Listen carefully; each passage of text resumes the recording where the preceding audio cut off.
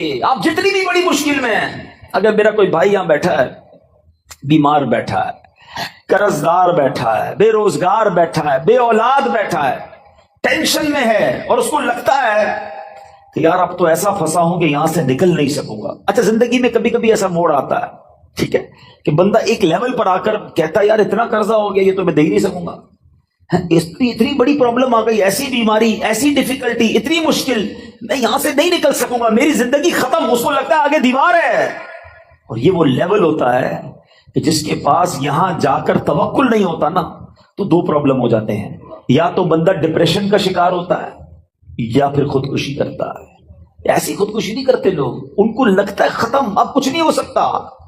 یہی وہ بے وقوفی ہے، یہی وہ اللہ پر بھروسے کی کمی ہے۔ اب میں آپ کو ایک ایگزامپل دیتا ہوں، میں نے کئی بیانات میں یہ ایگزامپل دی ہے۔ آپ کے گھر میں چونٹیاں آپ نے دیکھی ہوں گی نا، چونٹیاں جا رہی ہیں لائن لگا کر، اور آگے آپ ان چونٹیوں کی لائن جو جا رہی ہے اس کے آگے ایک سیب رکھ دیں، چونٹیاں کیا کریں گی؟ رک جائیں گی، کیونکہ ان کے لیے تو وہ سیب ایک پہاڑ ہے نا۔ کیا چونٹیاں سیب ہٹا لیں گی؟ نہیں ہٹا سکیں گے، ان کے لیے تو بہت ہیوی چیز ہو گئی نا، بہت بڑی چیز ہو گئی۔ چونٹیاں رک جائیں گی، یا تو راستہ بدل لیں گی یا واپس چلی جائیں گی۔ اب آپ اس سیب کو اٹھا لیں تو کیا ہوا؟ راستہ کلیئر ہو گیا نا۔ آپ کے لیے کیا تھا؟ یہ جواب تو دو۔ چونٹی کے لیے کیا تھا؟ پہاڑ۔ آپ کے لیے کیا تھا؟ سیب۔ آپ نے سیب اٹھایا، جیب میں رکھ لیا، چونٹی کا راستہ کلیئر ہو گیا۔ میری بات ذرا تسلی سے سننا، جو مشکل تمہارے سامنے ہے نا اس وقت، وہ تمہارے لیے پہاڑ ہے، میرے رب کے لیے کچھ نہیں ہے۔ ان اللہ علی کل شیء قدیر، وہ قادر ہے، وہ کن فرمائے فیکون ہو جاتا ہے۔ ارے میری عقل تھوڑی، میرا دل چھوٹا، میرے حوصلے تھوڑے، مجھے لگ رہا ہے پھنس گیا، مجھے لگتا ہے مر گیا، مجھے لگتا ہے نہیں نکل سکوں گا۔ ارے مانگو نا اس سے مدد جو قادر ہے، جو خالق ہے، جو مالک ہے، وہ تو حکم فرمائے تو چیزیں بہتر ہو جاتی ہیں۔ ہم نے دیکھا ہے ڈاکٹر کہتے ہیں کینسر کے اس سٹیج پر ہے کہ یہ نہیں بچ سکے گا، 15 دن رہ گئے ہیں، اور جب اللہ نے صحت دیتی ہے تو ڈاکٹر حیران ہوتے کون سی رپورٹ تھی پہلے والی، یہ تو بندہ بالکل کلیئر ہو گیا ہے۔ اللہ اپنی قدرت کے نظارے اب بھی دکھاتا ہے۔ بھروسہ چاہیے، یقین چاہیے۔ ہمارا پرابلم یہی ہے، ہم رب سے بھروسہ توڑ بیٹھے ہیں۔ مانگو نا اس سے۔ ایک اور آج کنفیوژن دور کر دیتا ہوں، ایک اور مشکل آج دور کر دیتا ہوں۔ مسئلہ یہ ہوتا ہے، لوگ کہتے ہیں یار ہم نے تو مسجد میں بھی دعا کی، کعبے کے سامنے بھی جا کے دعا کی، مزار پہ جا کے بھی دعا کی، روزے رکھ کے افطار کے وقت بھی دعا کی، تہجد پڑھ کے بھی دعا کی، ساڈا مسئلہ ہی حل نہیں ہوتا ہے۔ تم کہتے ہو اللہ سے مانگو، ہمارا تو مسئلہ ہی حل نہیں ہو رہا، ہمارا اولاد ہی نہیں مل رہی ہے، پیسے ہی نہیں بڑھ رہے، نوکری نہیں مل رہی، گھر کرائے کا اپنا گھر ہی نہیں ہو رہا، کیسے اللہ پر بھروسہ کروں؟ یہ وہ پرابلم ہے کہ جہاں جا کر بندہ رب سے دور ہونا شروع ہو جاتا ہے، جہاں اس کا رب سے بھروسہ ٹوٹنا شروع ہو جاتا ہے۔ اب سمجھو میری بات تسلی سے، آج کے اس بیان میں اپنے رب سے دوستی کر کے جانا، اپنے مالک سے محبت کر کے جانا۔ وہ خالق ہے میرا، وہ مالک ہے، وہ مجھے میری ماں سے زیادہ چاہنے والا ہے۔ سنو، جب دل میں یہ خیال آئے نا کہ اللہ میری سن نہیں رہا، اللہ کی طرف سے میرا کام نہیں ہو رہا، اس وسوسے کو جھٹک دینا۔ اب میں ایک اور ایگزامپل کے ذریعے آپ کو سمجھاتا ہوں۔ آپ کا چھوٹا بیٹا ہو، آپ کا چھوٹا بھائی ہو، اور وہ آپ کے سامنے بخار میں آئے، گلا اس کا خراب ہو، اور وہ رونے لگے کہ بابا جان مجھے آئس کریم کھانی ہے، ٹھنڈا شربت پینا ہے۔ بتاؤ آپ کھلاؤ گے اسے آئس کریم؟ شربت پلاؤ گے؟ وہ رو رہا ہے آپ کے سامنے، گر گڑا رہا ہے۔ اب آپ کا ایک دوست ساتھ بیٹھا ہے، کہتا ہے کیسے باپ ہو یار، بچہ رو رہا ہے، کھلا دو آئس کریم، کیوں نہیں پلا رہے شربت؟ باپ جواب کیا دو گے؟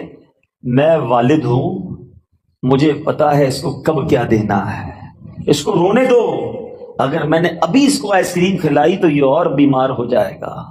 ٹھیک ہے، اب میری بات تسلی سے سنو، دل پر ہاتھ رکھ کے سنو۔ تم باپ ہو، تمہیں پتا ہے بیٹے کو کب کیا دینا ہے، میرے مالک کو نہیں پتا مجھے کب کیا دینا ہے، وہ نہیں دے رہا، یہی بہتر ہے میرے لیے، مانو اس کے فیصلوں کو۔ میں مانگ رہا ہوں اولاد دے دے، وہ نہیں دے رہا، کیا پتا ایسا بیٹا پیدا ہونا تھا جو مار کے مجھے ہی گھر سے نکال دیتا۔ آج اپنے رب پر بھروسہ لے کر جاؤ۔ حضرت یونس کا یہ قرآنی واقعہ کیا کمال کا بھروسہ سکھا رہا ہے۔ کبھی تصور تو کرو، اندھیری کال کوٹڑی ہوگی، مچھلی کے پیٹ میں ایک روشنی کی رمق نہیں آتی تھی، مگر وہ اللہ والے تھے، کہتے لا الہ الا انت سبحانک انی کنت من الظالمین. مولا میرا قصور ہے، تیرے سوا کوئی شان بیان کرنے کے لائق نہیں، تو ہی خالق، تو ہی مالک. ادھر تھوڑی سی آزمائش ہو، بندہ اللہ کی بارگاہ میں شکوے کرتا ہے، یا اللہ تو نے ایسا کیا، اللہ نے پیچھے کر دیا. کیسے جواب دو گے رب کو؟ اس نے جتنا دیا ہے کبھی سوچا ہے؟ اس کی نعمتیں معلوم ہیں؟ کبھی دیکھا ہے لنگڑے کو بغیر پیر کے کیسے جیتا ہے؟ کبھی دیکھا ہے اندھے کو بغیر دیکھے کیسے جیتا ہے؟ کتنی بار شکر ادا کیا آنکھ کا، کتنی بار شکر ادا کیا پیر کا اور ہاتھوں کا اور زبان کا. کبھی دیکھا ہے ڈائلیسس کے مریض کو جس کے گردے فیل ہو جائے، پانی نہیں پی سکتا، ڈاکٹر کہتے پورے دن میں 1 گلاس پانی پینا، اس سے زیادہ نہیں، تمہارے لیے مشکل ہو جائے گی. ترستا ہے پانی پینے کو، ہر تیسرے دن جا کے ڈائلیسس کراتا ہے. ہمارے گردے سلامت ہے، جتنا پینا ہے پیتے ہیں، جب پاس کرنا ہوتا ہے پاس کر دیتے ہیں، استنجا سے فارغ ہو جاتے ہیں. یہ نعمتیں یاد نہیں؟ ابھی پچھلے دنوں کرونا وائرس جب پیک پر تھا، اللہ ہم سب کو محفوظ رکھے. سانس کتنی بڑی نعمت ہے، یہ کرونا نے سمجھا دیا لوگوں کو کہ جب آکسیجن نہیں آتا ہے نا، انسان کہتا ہے ساری دولت لے لو میری، مجھے یہ سانس مل جائے، یہ سانس نہ رکے. اس کے پھیپھڑے پمپ کرتے ہیں مگر اسے سانس نہیں مل رہی ہوتی ہے. اس وقت کتنی دیر سے بیٹھے اس ہال میں، کتنی سانسیں لینی، لے بھی لی اور نکال بھی لی، پتہ بھی نہیں چلا. کبھی سوچا یہ اللہ کی کتنی بڑی نعمت ہے؟ شکر ادا نہیں کرتے، اللہ سے شکوہ کرتے ہو. نہیں میرے بیچ اس کا بھی بات، اس کی بارگاہ میں ہمیشہ سر جھکائے رکھنا. اور اس کی شان تو دیکھو، وہ فرماتا ہے لَإِن شَكَرْتُمْ لَأَزِيدَنَّكُمْ، تم میرا شکر ادا کرو میں تمہیں اور عطا کروں. کچھ بھی تو نہیں کرنا، اے اللہ تیری مہربانی، تو نے مجھے کروڑوں سے اچھا بنایا، شکر کرو نا. کیوں کہتے ہو میں پیچھے رہ گیا؟ ارے میں کروڑوں سے اب بھی آگے ہوں. اصل مسئلہ یہ کہ ہم نے اپنی سوچ کا دھارا چینج کر دیا ہے. اگر آپ کو پرسکون زندگی گزارنی ہے، میں آج آپ کو فارمولہ دیتا ہوں، اگر پرسکون زندگی گزارنی ہے نا تو نیکیوں میں اپنے سے آگے والے کو دیکھو، نعمتوں میں اپنے سے پیچھے والے کو دیکھو. ہمارا معاملہ ہی الٹا ہے، ہم نیکیوں میں پیچھے والے کو دیکھتے ہیں. ہم کہتے ہیں یار میں 5 وقت نماز پڑھتا ہوں، وہ تو پڑھتا ہی نہیں ہے. میں چلو رمضان میں روزے رکھتا ہوں، تھوڑے بہت چھوٹ جاتے ہیں، اس کے تو ایک بھی نہیں ہے. غلط آدمی کو دیکھ کر اپنے آپ کو سیٹسفائی کر رہے ہیں. اگر تم 5 وقت نماز پڑھتے ہو تو تہجد گزار کو دیکھو نا کہ یار وہ تہجد پڑھتا ہے میں نہیں پڑھتا، وہ قرآن پڑھتا ہے میں نہیں پڑھتا، وہ تو ماشاءاللہ کاروبار کے ساتھ ساتھ دین کا کام بھی کر رہا ہے، میں نہیں کر رہا، میں کب کروں گا؟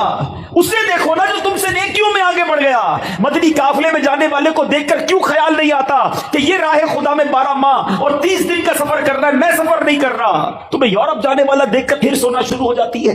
کیوں؟ نیکیوں میں اپنے آگے والوں کو دیکھے اور نعمتوں میں اپنے سے نیچے والے کو دیکھو. اگر تم غریب ہو، کرائے کے گھر میں رہتے ہو، تو سوچو بہت سارے لوگ جو جھونپڑیوں میں رہتے ہیں، روڈوں پہ سوتے ہیں، جیلوں میں پڑے ہوئے ہیں. اللہ نے مجھے الحمدللہ اپنا گھر تو دیا، چھت تو دی ہے نا. کبھی پسند کا کھانا نہیں ملتا تو کہتے ہو پیچھے رہ گیا. کئی لوگ ایسے ہیں جو 2 دن تک کھانا نہیں کھا سکتے، مانگ کر کھاتے ہیں. اللہ نے ایسا تو نہیں بنایا نا. کروڑوں سے اچھے ہم اس وقت بھی، کروڑوں سے اچھے. اپنی اوقات پتہ کرنی ہو نا تو پیر بیل میں بھی کوئی ہاسپٹل ہوگا، کوئی بڑا ہاسپٹل ہو نا، اس کے ایمرجنسی وارڈ میں چلے جایا کرو اور وہاں دیکھا کرو لوگ کیسی کیسی بیماریوں میں آ رہے ہیں. پھر تمہیں احساس ہوگا کہ صحت کتنی بڑی چیز ہے. ہر حال میں اللہ کا شکر ادا کریں. یہ قرآنی وعدہ یاد کر لو. میں دوبارہ کہتا ہوں قرآن پڑھیں، خدا کی قسم وہ خزانہ ہے قرآن، پڑھیں تو سیکھنے کو ملے گا نا. قرآن کہتا ہے لَإِن شَكَرْتُمْ لَأَزِيدَنَّكُمْ، تم میرا شکر ادا کرو میں تمہیں اور عطا کروں گا. صلی اللہ تعالی علیہ وسلم کا بڑا کمال کا فرمان ہے. میرے آقا فرماتے ہیں جس کا مضمون ہے کہ بے شک تم میں سے بروز قیامت میرے سب سے زیادہ نزدیک وہ ہوگا جس نے دنیا میں مجھ پر سب سے زیادہ درود پڑھے ہوں گے. بظاہر تو یہ بڑی مختصر حدیث ہے، لیکن اس کے پیچھے جو انعام ہے، جو ریوارڈ ہے، اگر اس پر توجہ دیں تو سمجھ آئے گا کہ یہ کتنا بڑا انعام ہے. مجھے بتائیے نا، محشر کا دن یہ کتنا مشکل دن ہوگا. سورج 1.25 میل پر ہوگا، زمین تانبے کی ہوگی، پل صراط سے گزرنا ہوگا، نامہ اعمال کھلنے ہوں گے، اعمال تولے جائیں گے، کتنی ڈیفیکلٹیز، کتنی مشکلیں ہوں گی.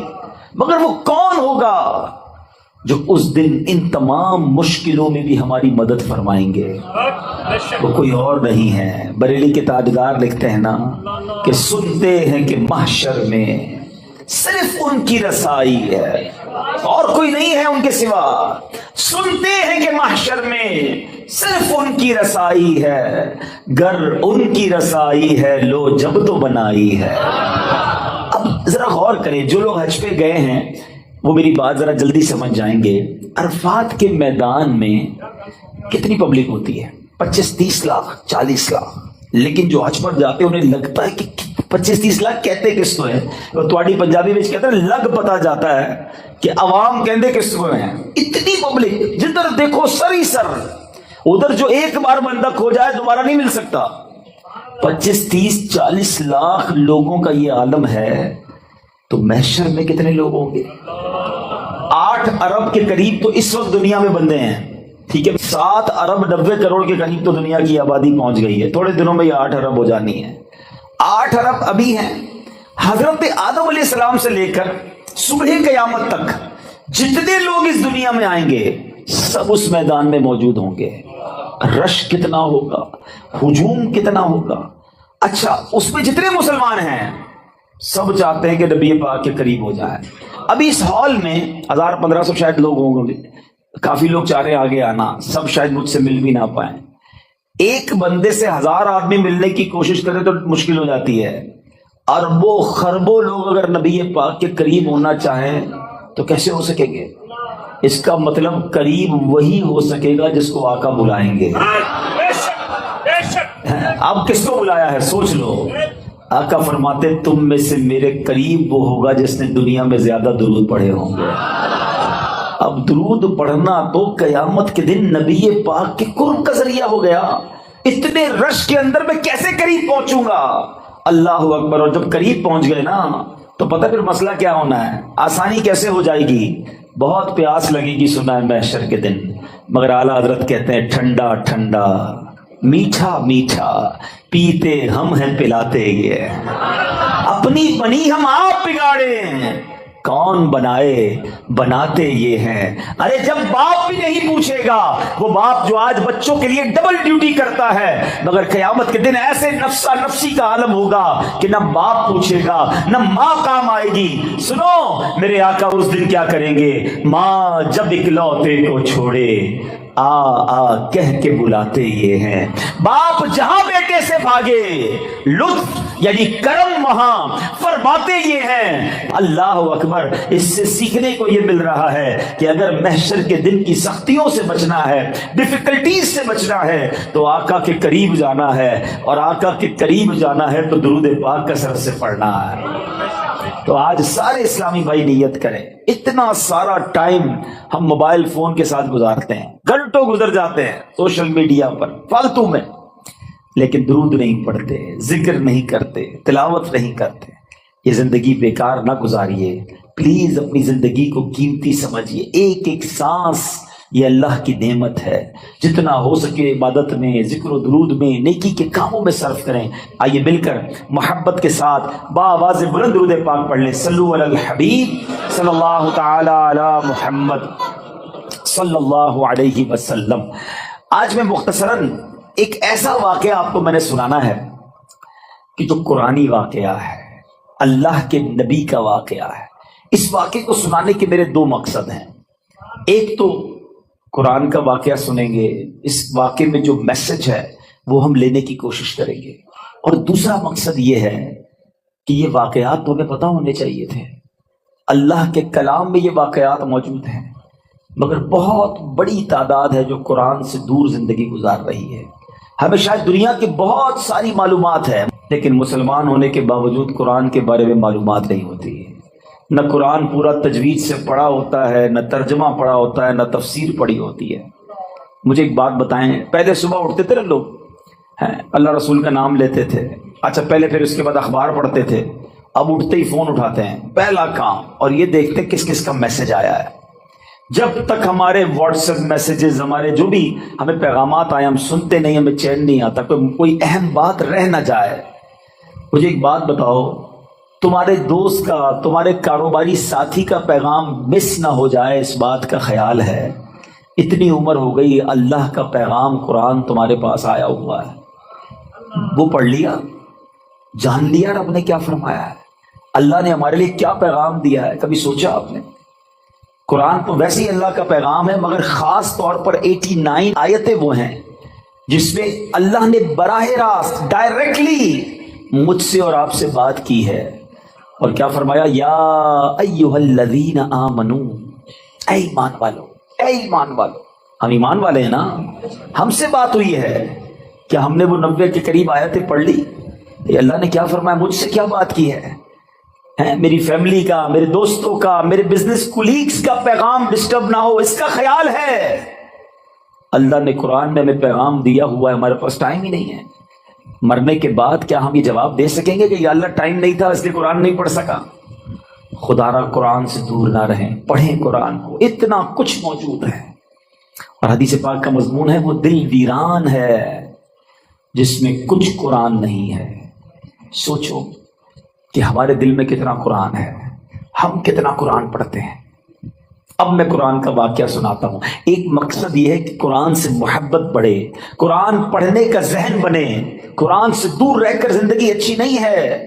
یہ قرآن، وہ دیکھیں نا، ہمارے موبائل میں بہت سارے سافٹ ویئرز ہوتے ہیں اور روز کئی بار کھولتے ہیں، مگر جس دن میں اور آپ قبر میں جائیں گے نا، ہمارے سارے سافٹ ویئر آف لائن ہو جائیں گے۔ بلکہ کچھ دوست کہیں گے یار کئی دن ہو گئے آن لائن نہیں ہوا، اور بعد میں پتہ چلے گا یہ بندہ تو خود ہی آف لائن ہو گیا ہے، خود ہی دنیا سے چلا گیا ہے۔ اس کا مطلب یہ ہوا کہ قبر میں جا کر سارے سافٹ ویئر آف لائن ہو جائیں گے، مگر جس نے قرآن کو تھاما ہوگا یہ قبر میں بھی آن لائن رہے گا، یہ قبر میں بھی تمہارے ساتھ جائے گا، قبر کا نور بنے گا۔ تو کیوں نہ روز کچھ نہ کچھ قرآن پڑھا جائے۔ تو آئیے نیت کر لیں، پہلی نیت تو یہ کر لیں کہ ہم روز کچھ نہ کچھ قرآن پڑھیں گے انشاءاللہ، اس کو سمجھنے کی بھی کوشش کریں گے۔ ہے نا دعوت اسلامی آپ کے پاس؟ بچوں کے مدرسے الگ تو بڑوں کے مدرسے الگ، آن لائن مدرسہ الگ۔ آپ پڑھنے والے تو بنے، ہر جگہ آپ کو فیسلٹی دعوت اسلامی دے رہی ہے کہ کسی طرح قرآن پڑھ لیں اور اسے سیکھ لیں۔ اور اب آتے ہیں بڑے ہی عجیب و غریب واقعے کی طرف، اور یہ واقعہ ہے حضرت یونس علیہ السلام کا۔ شہر تھا نینوا، جس کی ہدایت کے لیے آپ کو بھیجا گیا۔ آپ نے اپنی قوم کو اللہ کی طرف بلایا۔ وہ لوگ شرک کرتے تھے، وہ اللہ پر ایمان نہیں لاتے، بت پرستی کرتے تھے۔ آپ نے بہت ان کو سمجھایا، اللہ کی طرف بلایا، وہ قوم ہدایت نہیں پاتی تھی، ایمان لانے سے انکار کر دیا، الٹا آپ کے سامنے سرکشی کرتے تھے۔ تو آخرکار آپ نے کہا کہ اے لوگو، اب اگر تم ایمان نہیں لا رہے تو سنو، میں تمہیں عذاب کے بارے میں بتا رہا ہوں۔ اب تم پر عذاب آئے گا، اور میں کوئی بات جھوٹی نہیں کرتا۔ اب قوم کے لوگوں نے مشورہ کیا کہ یہ بات تو کبھی جھوٹی کرتے نہیں ہیں، اب ان پر نظر رکھو، اگر تو یہ راتوں رات ہمارے شہر سے چلے جائیں نا تو سمجھ لو عذاب آنے والا ہے، کیونکہ اگر یہ اللہ کے نبی ہیں تو جس شہر میں اللہ کے نبی ہوتے ہیں وہاں عذاب نہیں آتا۔ وہ قوم بت پرست بھی تھی مگر یہ بات بھی مانتی تھی۔ آپ پر فوکس کیا، آپ پر نظر رکھی، اور دیکھا کہ رات آپ شہر سے باہر تشریف لے گئے۔ صبح ہوئی تو عذاب کی بدلیاں، یعنی عجیب و غریب قسم کے بادل آنا شروع ہو گئے۔ قوم سمجھ گئی کہ اب عذاب آنے والا ہے، حضرت یونس کو ڈھونڈو۔ انہوں نے تلاش کیا، حضرت یونس پورے شہر میں نہیں ملے۔ اب قوم نے سمجھ لیا کہ عذاب آنے والا ہے۔ اب اس قوم نے کیا کیا کہ وہ ڈر گئے، کانپ گئے، اپنے بچوں کو لیا، عورتوں کو لیا، مویشیوں کو لیا، اور پھٹے پرانے کپڑے پہنے اور جنگل میں نکل گئے، اور رو رو کر اللہ کی بارگاہ میں توبہ کرنے لگے۔ حضرت یونس علیہ السلام پر اقرار اور ایمان لانے کی نیتیں کرنے لگے۔ شوہر بیوی سے الگ ہو گیا، مائیں بچوں سے الگ ہو گئی، سب کے سب استغفار شروع کر دیا، گر گڑا کر رونے لگے۔ عذاب کے بادل آ چکے تھے مگر یہ روتے رہے، گر گڑاتے رہے۔ جو مظالم آپس میں انہوں نے کیے تھے، ایک دوسرے سے معافیا مانگنے لگے، کسی کی حق تلفی کی تھی اس کا حق واپس لوٹا دیا۔ سچی توبہ کر کے کہتے ہیں یا اللہ، ہم حضرت یونس کے رب پر ایمان لائے، وعدہ کرتے ہیں ہمیں معاف فرما دے۔ اللہ کریم کو ان لوگوں کی اس گریہ وزاری پر، مخلصانہ گریہ وزاری پر، بے قراری پر رحم آیا اور عذاب اٹھا لیا گیا۔ دھواں اور عذاب کی بدلیاں جو تھیں، وہ بادل عجیب و غریب وہ دفع کر دیے گئے۔ شہر میں لوگ آئے اور امن و چین کے ساتھ رہنے لگے۔ اللہ کریم قرآن مجید میں اس کے بارے میں کیا ارشاد فرماتا ہے؟ قرآن کی پوری سورت کا نام سورہ یونس ہے، یہ پورا واقعہ اس میں موجود ہے۔ اللہ سورہ یونس میں ارشاد فرماتا ہے، تو ہوئی ہوتی نہ کوئی بستی کہ ایمان لاتی تو اس کا ایمان کام آتا۔ ہاں، یونس کی قوم جب ایمان لائے، ہم نے ان سے رسوائی کا عذاب دنیا کی زندگی میں ہٹا دیا اور ایک وقت تک انہیں برتنے دیا۔ یاد رہے کہ اللہ کی قدرت کا ایک اصول ہے کہ جب قوم پر عذاب آ جاتا ہے تو عذاب آنے کے بعد توبہ مفید نہیں رہتی، توبہ قبول نہیں کی جاتی۔ مگر یونس علیہ السلام کی قوم پر یہ احسان ہوا کہ عذاب کی بدلیاں آ چکی تھی، مگر جب وہ ایمان لائے تو ان سے عذاب کو اٹھا لیا گیا۔ اب ماجرا یہ ہوا، اللہ کے نبی تھے، آپ کو بتا دیا گیا تھا کہ عذاب آنا ہے، آپ نے اپنی قوم کو بتایا کہ عذاب آنے والا ہے، خود چلے گئے تھے۔ آپ جب واپس آئے تو دیکھا قوم چین سے رہ رہی ہے، کوئی عذاب نہیں آیا۔ تو لوگوں نے کہا کہ حضور آپ اپنی قوم میں تشریف لے جائیں۔ فرمایا میں کیسے جاؤں؟ اب میں قوم میں جاؤں گا، یہ لوگ تو مجھے جھوٹا سمجھیں گے اور مجھے قتل کر دیں گے، میں تو ان کو کہہ کر آیا تھا عذاب آئے گا۔ آپ اپنی قوم کی طرف جانے کی بجائے آپ اس قوم سے دور سمندر کی طرف چلے گئے، کشتی میں بیٹھے۔ جب وہ کشتی آگے جاتی ہے تو بیچ سمندر میں جا کر وہ کشتی رک گئی۔ اس زمانے کے لوگوں کا یہ ماننا تھا کہ بیچ میں کشتی جب ہی رکتی ہے جب کوئی بھاگا ہوا غلام کشتی میں بیٹھا ہو۔ تو لوگوں نے کہا ایسا کرتے ہیں، قرآن دازی کرتے ہیں اور دیکھتے ہیں کہ کون ہے جس کی وجہ سے یہ کشتی رکی ہے۔ اب جب قرآن دازی کی گئی تو حضرت یونس کا ہی نام نکل آیا۔ اس قوم نے حضرت یونس کو ہی کشتی سے اتار کر پانی میں ڈال دیا، ڈبو دیا پانی میں۔ ایک طرف قوم بچھڑ گئی، ایک اور آزمائش کہ اب آپ پانی میں ڈبو دیے گئے بیچ سمندر کے اندر۔ اور اللہ کا حکم دیکھیں، اللہ کی کرنی دیکھیں کہ ایک بڑی سی مچھلی آئی اور حضرت یونس کو نگل گئی۔ اب آپ مچھلی کے پیٹ میں ہیں، ابھی زندہ ہیں، ایک کال کوٹڑی ہے، نظر کچھ نہیں آ رہا۔ اب حضرت یونس نے اس مچھلی کے پیٹ میں کیا پڑھنا شروع کیا؟ لا الہ الا انت سبحانک انی کنت من الظالمین۔ یہ قرآن میں موجود ہے آیت، اس کو آیت کریمہ کہتے ہیں۔ آپ یہ دعا کرتے رہے کہ اے اللہ تیرے سوا کوئی جس کی شان بیان کی جائے، تیرے سوا کوئی نہیں جس کی پاکی بیان کی جائے، اور اے اللہ میں ظالموں میں سے ہوں۔ اپنی عاجزی کا اظہار کیا، اپنی انکساری کا اظہار کیا، اللہ سے مدد مانگتے رہے۔ اس کی برکت سے اللہ پاک نے آپ کو اس مچھلی سے کیسے نجات دی کہ آپ اس مچھلی نے آ کر آپ کو کنارے پر آ کے اگل دیا، لیکن آپ بالکل کمزور ہو گئے تھے، آپ کی جلد بھی بڑی نرم ہو گئی تھی، کئی دن مچھلی کے پیٹ میں رہے تھے۔ اب اللہ کی قدرت کا ایک اور نظارہ یہ ہوا کہ اس ساحل کے کنارے جو ہے ایک بیل اگتی ہے اور آپ اس کے سائے میں آرام کرتے ہیں، اسی سے کچھ کھانا پینا بھی آپ کو ملتا ہے، آپ میں توانائی آ جاتی ہے۔ اور اب آپ اپنی قوم کی طرف جب جاتے ہیں تو قوم انتہائی محبت اور احترام کے ساتھ آپ کو ویلکم بھی کرتی ہے اور ایمان بھی لے آتے ہیں۔ یہ واقعہ میں نے بڑے مختصر انداز میں آپ کو سنا دیا۔ سورہ یونس کی تفسیر پڑھیں تو اندازہ ہوگا کہ اللہ کی قدرت کے کیسے کیسے نظارے قرآن میں موجود ہیں۔ عقل حیران ہو جاتی ہے کہ مچھلی کے پیٹ میں حضرت یونس علیہ السلام کیسے زندہ رہے۔ اللہ اکبر۔ تو اے میرے میٹھے اسلامی بھائیوں، اب اس واقعے سے ہمیں بہت کچھ سیکھنے کو ملتا ہے۔ ہمیں یہ سوچنا چاہیے کہ مچھلی کے پیٹ میں آپ کتنا ٹائم رہے۔ ایک روایت کے مطابق آپ کئی دن مچھلی کے پیٹ میں رہے، مگر اللہ پاک کی شان دیکھے کہ رب نے بچانا تھا تو مچھلی کے پیٹ میں بھی بچائے رکھا ہے۔ زندہ رکھنا ہو کہتا ہے جسے اللہ رکھے اسے کون چکھے۔ اب اس ایک قرآنی واقعے سے بہت کچھ سیکھنے کو مل رہا ہے۔ پہلی بات یہ سیکھنے کو ملی کہ سچی توبہ یہ اللہ کی رضا کا سبب ہے۔ کتنے گناہ کیوں نہ ہو جائیں، کتنی خطائیں کیوں نہ ہو جائیں، اس کی بارگاہ میں اگر گڑ گڑایا جائے تو وہ خاص کرم فرماتا ہے، وہ آتے عذاب ڈال دیتا ہے، وہ رحمت کی برکھا برساتا ہے۔ مگر پرابلم یہ ہے کہ آج ہم اللہ کی بارگاہ میں سر نہیں جھکاتے، اس سے سچی توبہ نہیں کرتے، اس سے دوستی نہیں کرتے۔ گناہ ہو گئے نا، مگر وہ کریم ہے، وہ رحیم ہے، اس سے مانگ لے معافی، مگر سچی معافی مانگے۔ یہ توبہ نہیں ہے کہ یا اللہ میری توبہ، یا اللہ میری توبہ، اور پھر دوسرے گناہوں کے پلان باقی ہیں۔ نہیں، سچی توبہ کہ اب نہیں کروں گا۔ جتنے گناہ ہیں وہ کریم کرم فرمائے تو ایک باری میں معاف فرما دیتا ہے۔ کیا خوبصورت شعر پنجابی شاعر کہتا ہے نا، کتنا کریم ہے میرا مالک. ایک گناہ میرے ماں پیو ویکھے مینو عمری منہ نہ لاوے. ایک گناہ میرا ماں پیو ویکھے مینو عمری منہ نہ لاوے. لکھ گناہ میرا مالک ویکھے او پھر بھی پردے پاوے. کتنی خطائیں ہیں مگر وہ رب پھر بھی روزی دے رہا ہے، پھر بھی کھانا دے رہا ہے، پھر بھی سانسیں دے رہا ہے، پھر بھی ہم آنکھیں حرام دیکھتی ہیں مگر وہ اندھا نہیں کر رہا. ہمارے ہاتھ غلط کام کرتے مگر وہ ہاتھ واپس نہیں لے رہا. پیر گناہوں کی طرف جا رہے ہیں مگر وہ لنگڑا نہیں کر رہا. لیکن اس کا مطلب یہ نہیں کہ ہمیں جواب نہیں دینا.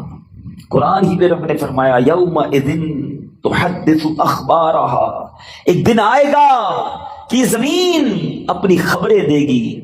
اور ایک اور جگہ قرآن کیا فرماتا ہے، ثم لتسألن یومئذ عن النعیم. ایک دن آنا ہے جس دن تم سے ایک ایک نعمت کے بارے میں سوال ہوگا. کیسے جواب دیں گے؟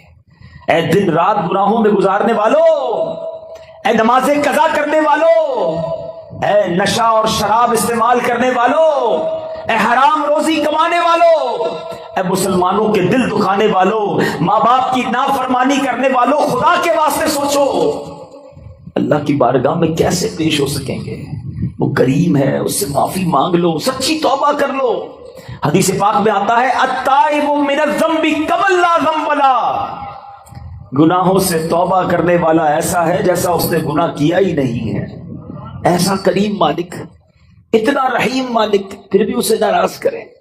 تو آج پہلا سبق، پہلا مدنی پھول تو اس بیان کا یہ دیجئے کہ ہم اپنے رب کی نافرمانی نہیں کریں گے، سچی توبہ کر لیں. ہاں سچی توبہ کر لیں. اور اللہ کریم ہے، اتنا رحیم ہے، وہ اپنے بندوں پر اس کی ماں سے 70 گنا زیادہ مہربان ہے. اب معافی مانگے وہ معاف فرما دے گا. اور پھر آئندہ گناہ نہ کریں، نمازوں کی پابندی کریں، حرام کاموں سے اپنے آپ کو بچائیں. پھر دیکھیں آپ کی مشکلیں کیسے آسان ہوتی ہیں. بندہ کہتا ہے پتہ نہیں میرے کام ہی سیدھے نہیں ہوتے، نہ بیماریاں دور ہوتی ہیں، نہ پریشانیاں دور ہوتی ہیں، نہ روزی میں برکت ہوتی ہے.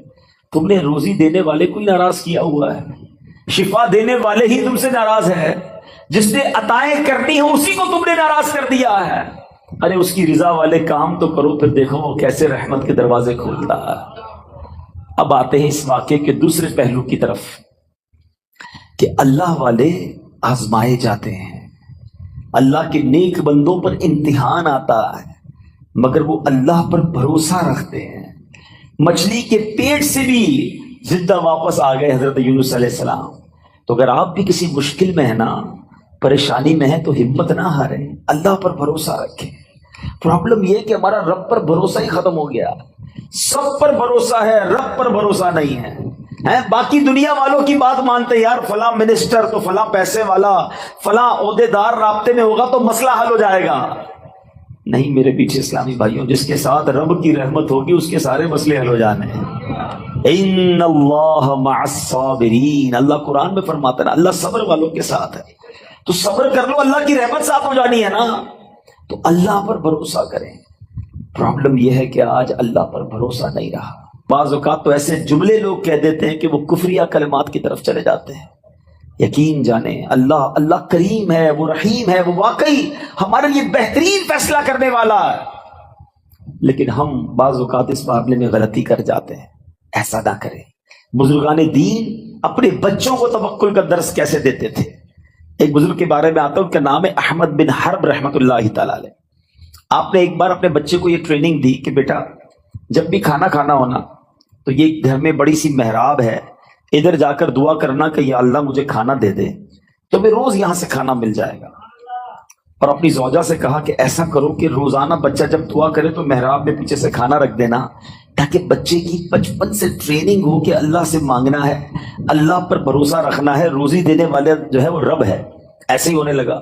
وہ بچہ دعا کرتا، ان کی زوجہ کھانا رکھ دیتی، وہ بچہ کھانا کھا لیتا.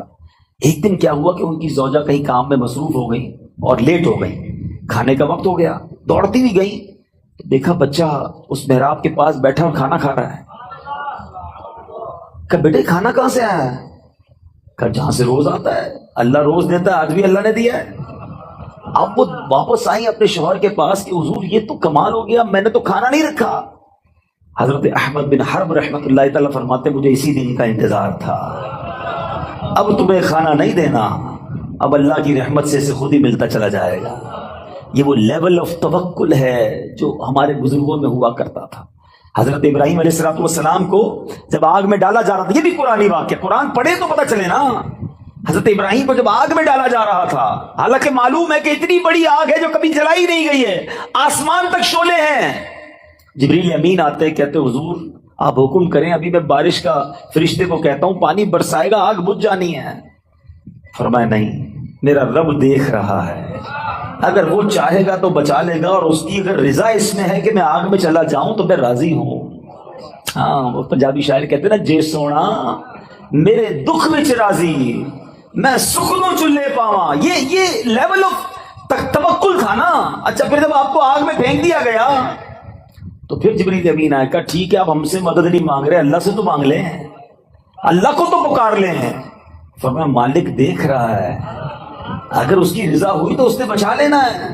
اور ایسا ہی ہوا کہ جب حکم الہی ہوتا ہے تو وہ آگ جس میں آپ ایک روایت کے مطابق 40 دن رہتے ہیں، آپ کا بال بھی بکا نہیں ہوتا ہے۔ شاعر مشرق ایسے تو نہیں کہتے نا، آج بھی ہو ابراہیم سا ایمان پیدا۔ اصل مسئلہ یہ ہے ہمارا وہ ایمان کا لیول بہت ڈاؤن ہو گیا، اللہ پر وہ بھروسہ ہی نہیں رہا۔ اگر آج بھی ہو ابراہیم سا ایمان پیدا، آگ کر سکتی ہے انداز گلستان پیدا۔ آج بھی آگ باغ بن جائے گی، لیکن وہ لیول آف یقین، اللہ پر بھروسہ ہی نہیں ہے۔ ہم دعا بھی کرتے تو یہ سوچ کر پتہ نہیں پوری ہوگی کہ نہیں ہوگی، پھر کدھر سے پوری ہوگی؟